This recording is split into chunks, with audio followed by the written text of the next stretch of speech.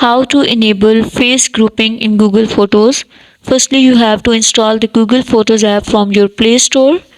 Now open the Google Photos app which is being downloaded in your Android and phone. Now we can see that how to enable face grouping in Google Photos. All these steps are being followed on Android as well as on iPhone. You can see at the top right corner there is an option of your account. Click on it. Now you can see here photos setting. Click on photos setting.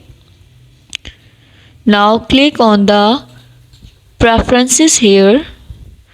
Click on group similar faces.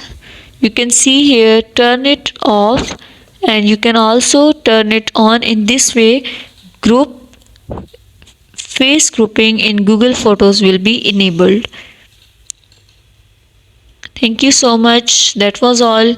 Please consider showing your support by commenting, liking, sharing and subscribing to our channel for more valuable content in the future.